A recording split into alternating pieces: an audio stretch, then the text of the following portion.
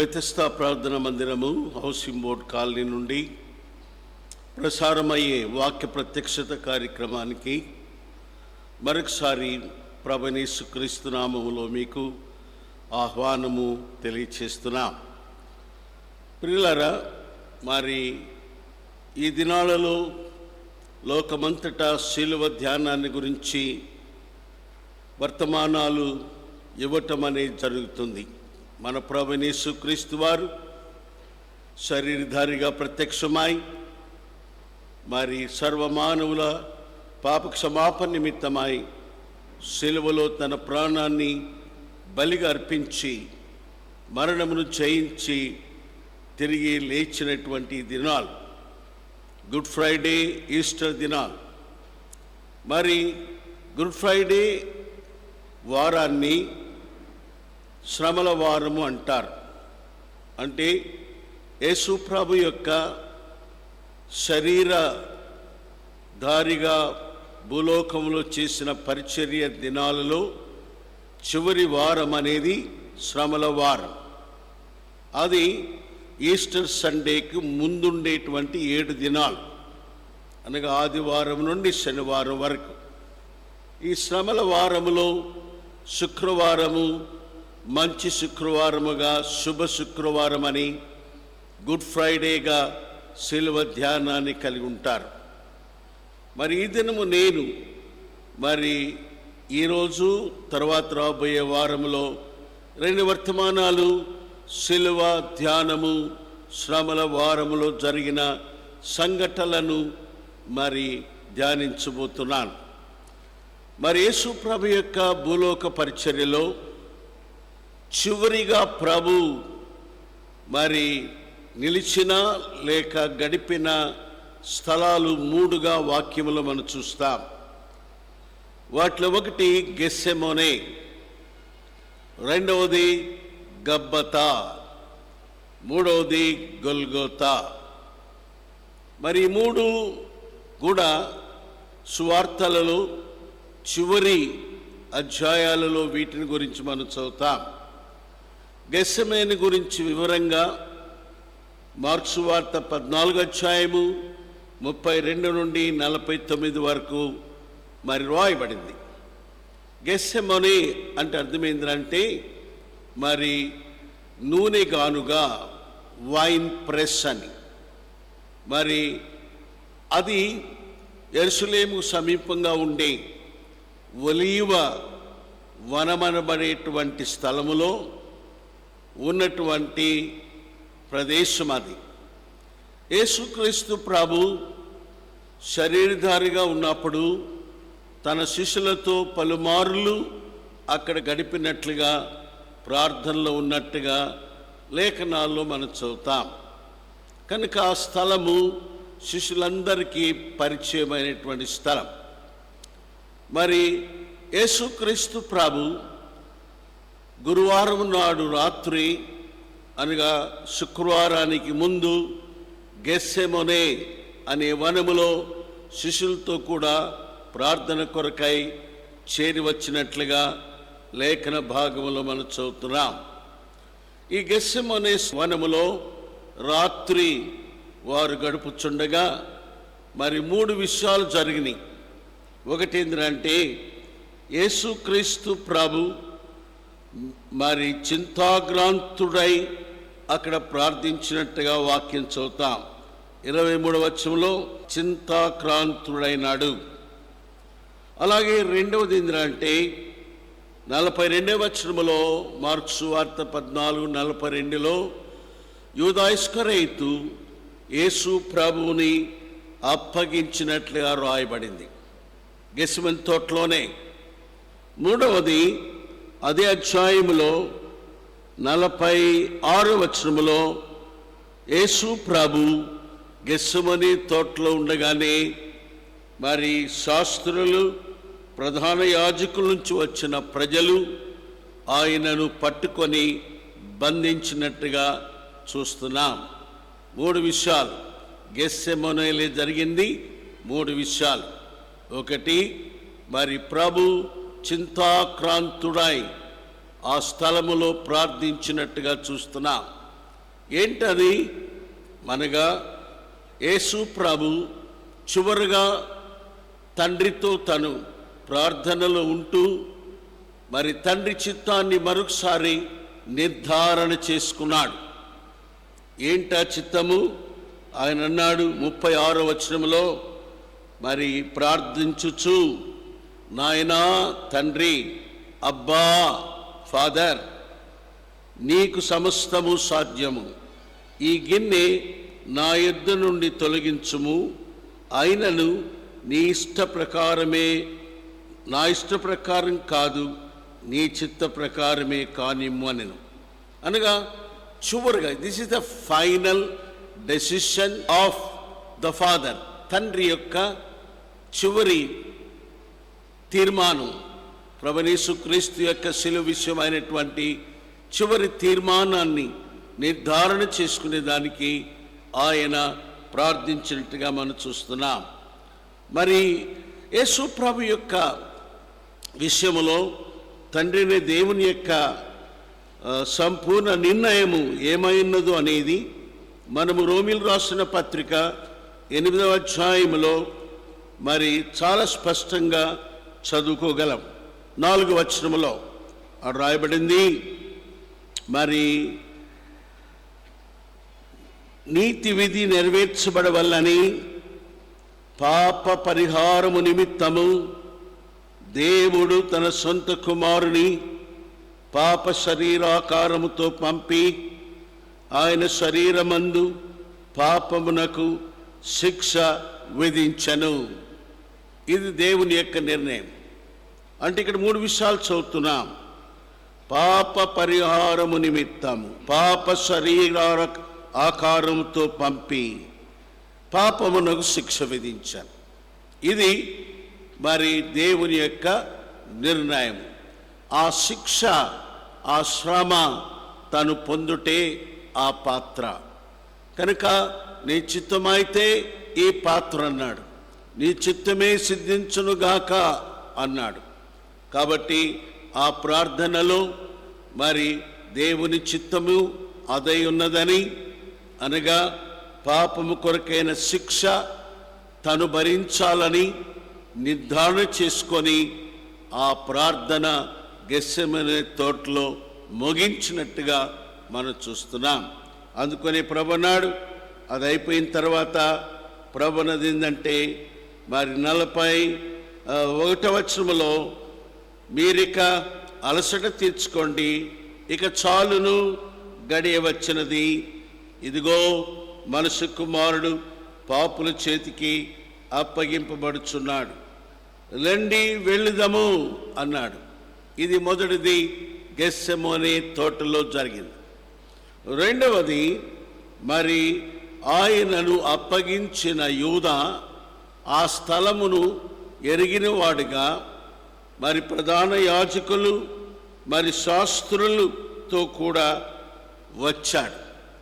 వచ్చి ఆయనను అప్పగించినాడని లేఖనాల్లో మనం చదువుతున్నాం. 40వ వచనములో, వారితో కుదుర్చుకున్న మరి ఒడంబడిక ప్రకారము మరి వారు ఆయన మీద పడి ఆయనను పట్టుకొనిరి.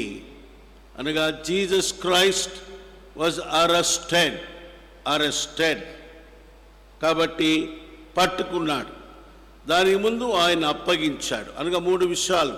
గెత్సెమనే తోటలో చింతాక్రాంతుడై ప్రార్థించి దేవుని చిత్తమును మరి ఎరిగిన వాడుగా తీర్మానం చేసుకొని దానికి సిద్ధపడి తాను బయలుదేరాడు.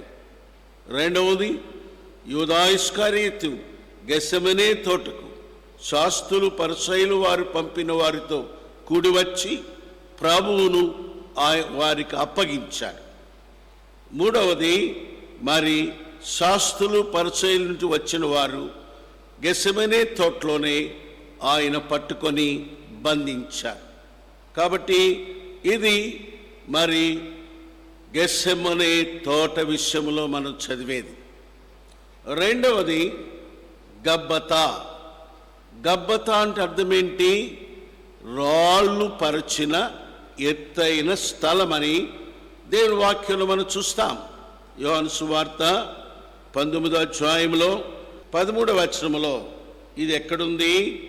ఇది మరి పిలాతుకు ఇంటి వెలుపల ఉన్నటువంటి మరి న్యాయపీఠముగా వాక్యంలో చెప్పబడింది. గబ్బతా గబ్బతా. మరి 13వ వచనములో పిలాతు యేసును బయటకు తీసుకుని వచ్చి రాళ్ళు పరచిన స్థలమందు న్యాయపీఠం మీద కూర్చుండెను. హెబ్రీ భాషలో ఈ స్థలమునకు గబ్బతా అని పేరు. కాబట్టి ఈ స్థలం మీద అక్కడ కూర్చున్నాడు, ఆ న్యాయపీఠం మీద కూర్చున్నాడు. గబ్బతా మీద కూర్చొని ఆయన తీర్పు తీర్చాడు. మరి ఆ తీర్పు అనేది అన్యాయపు తీర్పుగా ఈ యొక్క అధ్యాయంలో మనం చూస్తున్నాం. ఎందుకంటే తీర్పు తీర్చే సమయంలో యేసుక్రీస్తు ప్రభువులో ఏ దోషము లేదని మరి 2-3 సార్లు పిలాతే మాట్లాడాడు. 4వ వచనంలో అంటాడు, ఇదిగో ఈయనయందు ఏ దోషమును నాకు కనబడలేదన్నాడు. మరలా అన్నాడు. మరి 6వ వచనంలో 3వ లైన్లో పిలాతు ఆయన యందు ఏ దోషమును నాకు కనపడలేదన్నాడు. గమనించాల్సింది, శాస్త్రులు, పరిసయ్యులు, ప్రధాన యాజకులు ఆయన మీద మోపిన నేరములను న్యాయాధిపతిగా పిలాతు మరి పరీక్షించి మరి ఏ దోషము లేదని కనుక్కున్నాడు. అయితే ఇక్కడ మీరు గమనించాలా, మరి యేసుక్రీస్తు ప్రభు ఆ దోష శిక్షను ఆయన మీద ఎందుకు మోపాడు? దేవుడు ఆయనలో ఏ దోషాన్ని చూచాడు? ఆయనలో ఉన్న దోషం కాదు, మన దోషములు ఆయన మీద మోపబడినట్లుగా 2వ కొరింథీ 5వ అధ్యాయము మరి 19వ వచనం మనం చూస్తున్నామండి. మన దోషము 19లో దేవుడు వారి అపరాధములను వారి మీద మోపక, అనగా దేవుడు ప్రజల యొక్క అపరాధములను, దోషములను ప్రజల మీద మోపలేదు. దేవుని యొక్క ప్రేమ. మరి ఏం చేశాడు? క్రీస్తునందు మరి ఆ దోషమును మోపుటకు పాపమెరుగని ఆయనను 21వ వచనంలో మన కోసము పాపముగా చేశాడు. ఇక్కడ మీరు బాగా గమనించాల్సినవి 2. పిలాతు ఈయనలో ఏ దోషము నాకు కనబడలేదని న్యాయపీఠం మీద కూర్చొని మరి ప్రధాన యాజకులతో, శాస్త్రులతో మాట్లాడాడు. అయితే మరి దేవుడేమంటున్నాడు? ఆయనలో దోషము లేదు, నిజమే. అక్కడ రాయబడింది, ఏ పాపమెరుగనాయన. అయితే యేసుక్రీస్తులో దేవుడు ఏమి చూచాడు? మానవుల దోషము, మానవుల అపరాధము ఆయన మీద మోపబడింది. అందుకని ఆయన లోక పాపలు మోసుకుని పోవు దేవుని గొర్రె పిల్లగా దేవుడు ఆయన చూచాడు. కాబట్టి ప్రియులారా, మరి 2వది అంటే ఈ యొక్క పిలాతు ముందు యేసుక్రీస్తు ప్రభు నిలబడి తీర్పు తీర్చబడింది శుక్రవారం నాడు 6 గంటలకని, ఉదయం 6 గంటలకని దేవుని వాక్యం చెప్తా ఉంది. అది మరి యోహాను సువార్త 19వ అధ్యాయము 14వ వచనంలో అప్పుడు ఉదయము 6 గంటలు కావచ్చును. కాబట్టి గెత్సెమనేమో గురువారము సాయంకాలం రాత్రి, మరి గబ్బాతాలో పిలాతు కూర్చొని తీర్పు తీర్చినప్పుడు మరి శుక్రవారము ఉదయము 6 గంటలైంది. మరి ఏ దోషము లేదన్న ఆయన మరి శిలువ మరణానికి అప్పగించినాడని దేవుని వాక్యంలో రాయబడింది. యోహాను సువార్త 19వ అధ్యాయము 16వ వచనములో అప్పుడు శిలువ వేయుటకై అతడు అనగా పిలాతు ఆయనను అనగా యేసుక్రీస్తు ప్రభుని వారికి అప్పగించాడు. వారికంటే శాస్త్రులు, ప్రధాన యాజకులు, యూదులకు అప్పగించాడు. మరి ఇదేంటిది? ఏ దోషము లేదని తన నోటితోనే చెప్పి సిలువ వేయుటకు అప్పగించాడు. అందుకని లేఖనాలు ఉంది, ఆయన అన్యాయపు తీర్పు పొందెను. ఏంటి అన్యాయపు తీర్పు? దోషము లేదని చెప్పిన న్యాయాధిపతే ఆయనకు శిక్ష వేయటం అనేటువంటిది అన్యాయపు తీర్పు. ఎవరి కొరకు? మన కొరకు, మన కొరకు, ప్రజలందరి కొరకు, లోకము కొరకు. యేసుక్రీస్తు ప్రభు పాపమెరుగునాయన, మరి పాపము చేయనాయన మన కొరకై అన్యాయపు తీర్పు పొందాడు. కాబట్టి మరి గబ్బాతా అనేటువంటి న్యాయపీఠం ఎదుట యేసుక్రీస్తు ప్రభు తీర్పు తీర్చబడ్డాడు అనగా ఇది పిలాతు తీర్చిన తీర్పు గబ్బాతా ముందు. దీని ముందు గెత్సెమనేలో దేవుని యొక్క సంపూర్ణ నిర్ణయం, final decision of father, God the father. Gethsemane, next Gabbatha. మూడవది గొల్గోతా.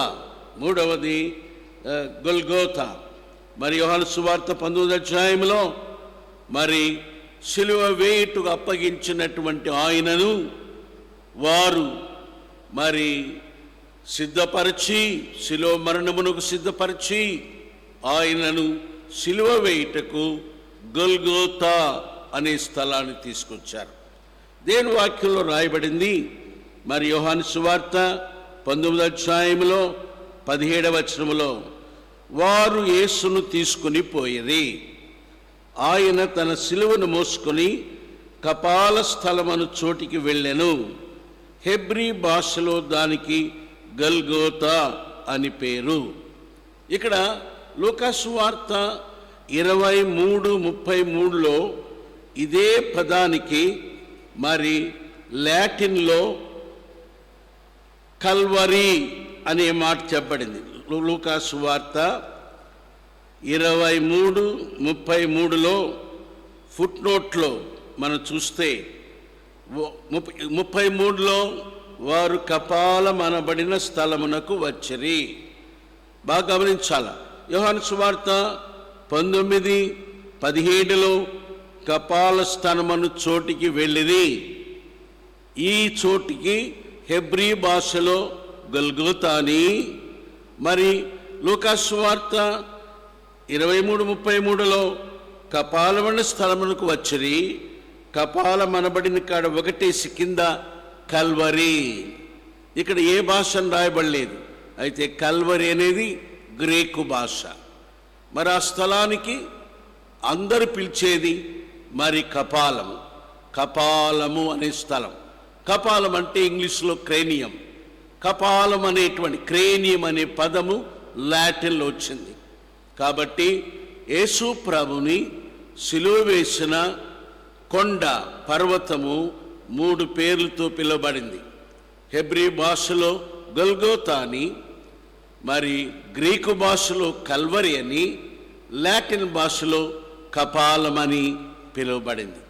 కాబట్టి ఆ స్థలానికి వాళ్ళు చేరుకున్నారు, గొల్గోతా. మరి గొల్గోతాలో ఏం జరిగింది?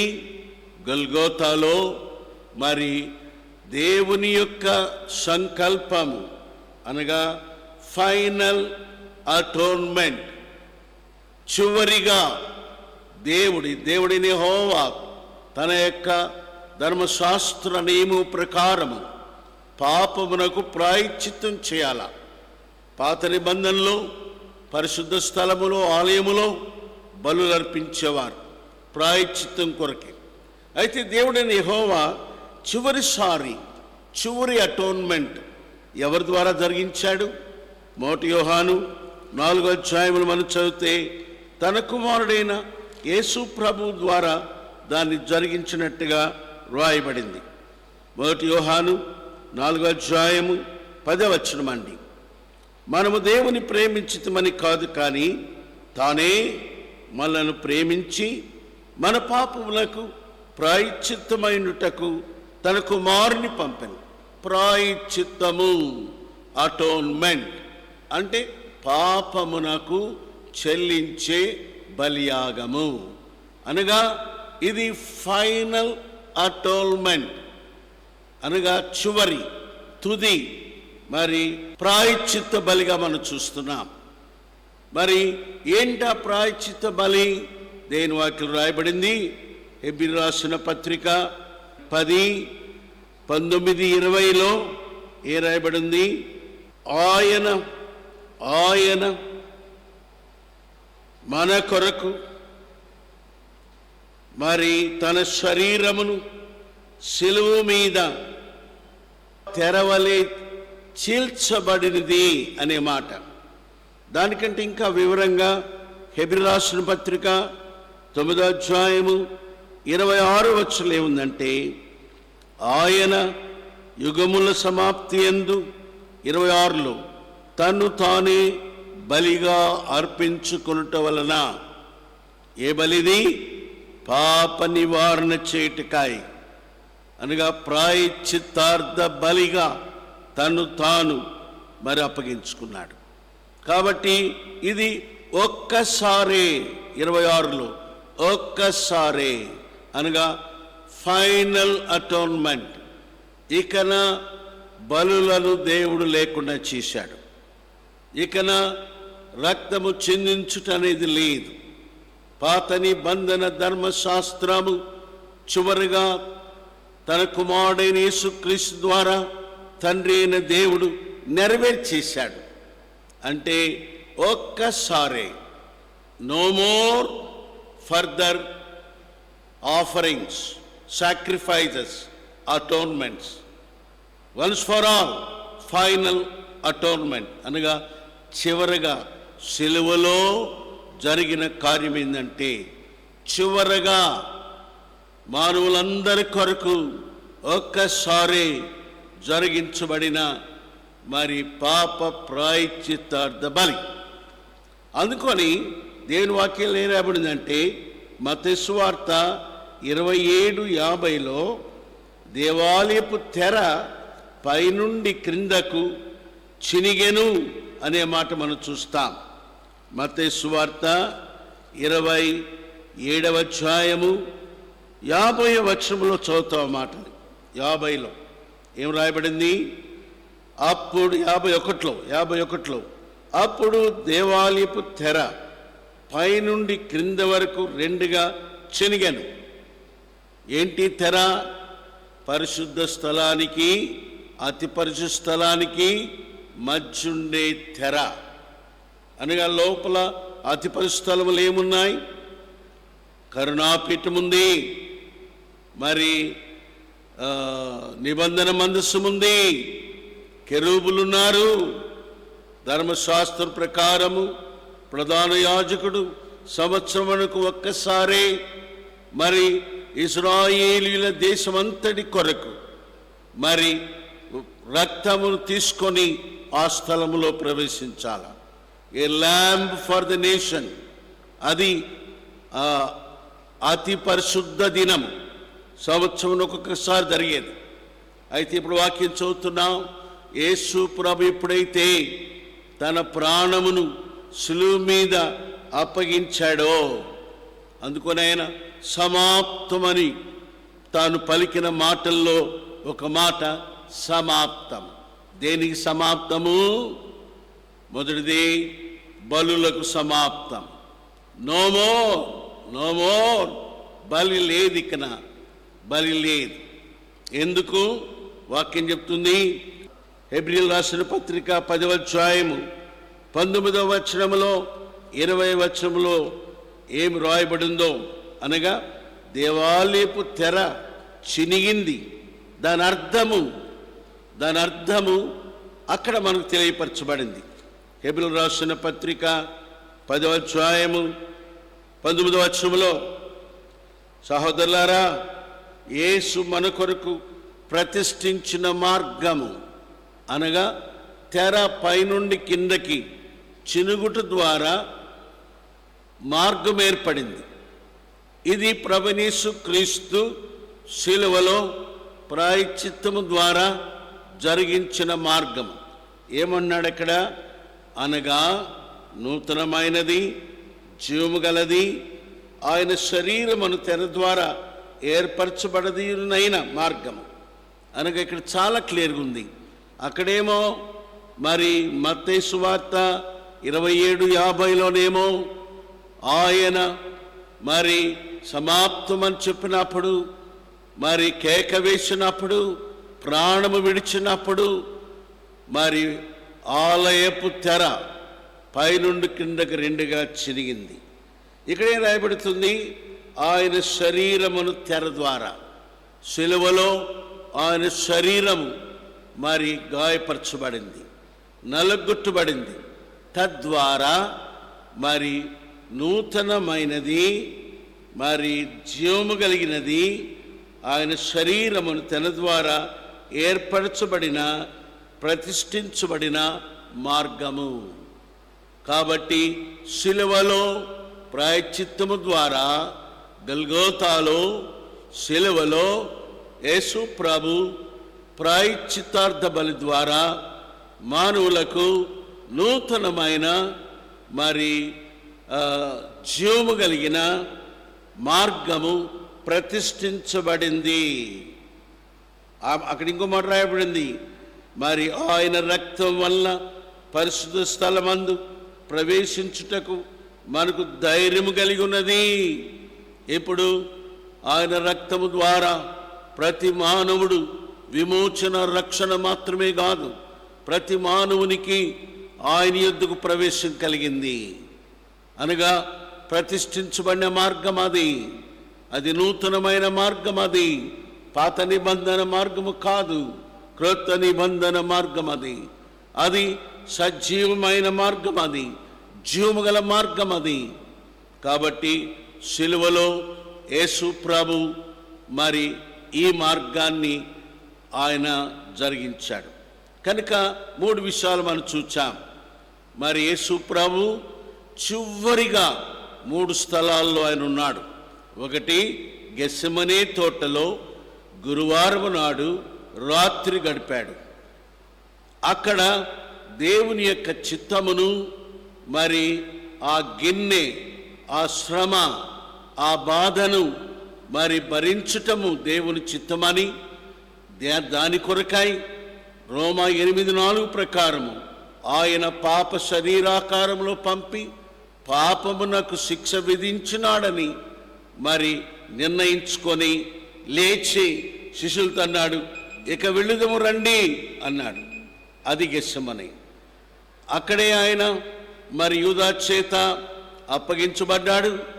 మరి ప్రధాన యాజకుని శాస్త్రులు చేత పంపబడిన వారు ఆయన్ని బంధించారు. ఇది జరిగింది గురువారం రాత్రి అయిపోయింది.